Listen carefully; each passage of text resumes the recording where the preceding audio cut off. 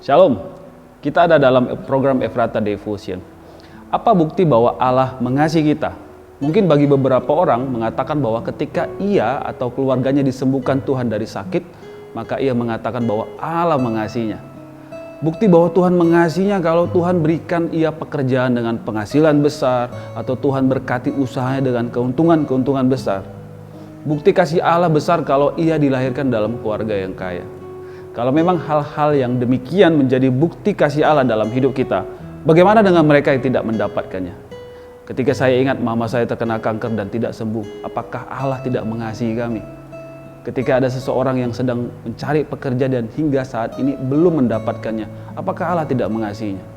Ketika bisnis kita tidak dapat keuntungan besar atau bahkan bangkrut, apakah Allah tidak mengasihi kita? Saya mau katakan kasih Allah bukan diukur melalui berkat-berkat materi atau berkat-berkat jasmani. Kalau kita mengukur kasih Allah dalam hal-hal demikian, saya yakin kita mudah kecewa dengan Tuhan dalam hidup kita. Dengar baik kebenaran ini, firman Tuhan ini. Karena begitu besar kasih Allah akan dunia ini, sehingga ia telah mengaruniakan anaknya yang tunggal, supaya setiap orang yang percaya kepadanya tidak binasa, melainkan beroleh hidup yang kekal. Bukti kasih Allah adalah mengaruniakan Yesus Kristus dalam hidup kita. Kalau Yesus Kristus kita terima dan percaya, kita diberikan kuasa menjadi anak Allah.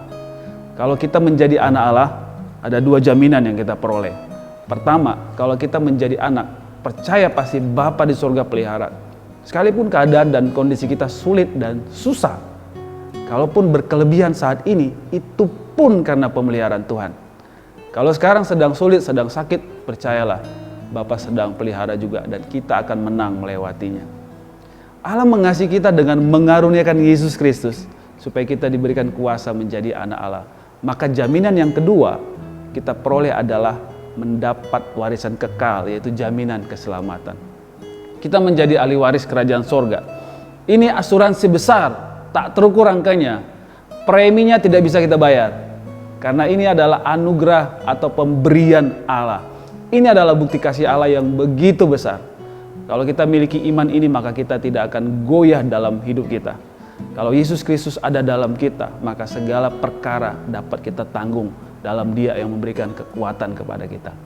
Jangan mau digoyahkan oleh beratnya pergumulan hidup, dan jangan meragukan Tuhan, karena bukti kasih Allah adalah telah mengaruniakan Yesus Kristus, supaya setiap kita yang percaya kepadanya tidak binasa, melainkan beroleh hidup yang kekal. Tuhan belum selesai bekerja dalam hidup kita.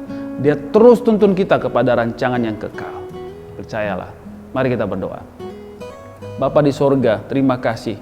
Engkau telah memberikan yang terbaik dalam hidup kami. Itu bukti kasih Allah, yaitu memberikan Yesus Kristus dalam hidup kami. Supaya kami yang percaya tidak binasa dalam hidup kami. Dan dalam kehidupan ini pun kami terus berpengharapan kepada Yesus yang sudah memberikan kami asuransi kekal itu. Tuhan, tolong kami untuk menyadari hal demikian, supaya walaupun keadaan kami sulit, walaupun keadaan kami bergumul, kami tetap bisa memperoleh kekuatan, karena kami punya jaminan asuransi yang kekal, yaitu Yesus Kristus yang telah Tuhan karuniakan dalam hidup kami. Dalam nama Yesus kami telah berdoa. Amin. Amin. Bapak Ibu Saudara, teruslah hidup dalam kasih karunia Tuhan, khususnya dalam momen-momen ini tetap kita menjaga prokes, ya, supaya tidak terjadi paparan COVID-19 yang lebih luas, khususnya dalam bulan-bulan ini. Jaga diri, jaga orang lain. Tuhan Yesus memberkati kita. Shalom.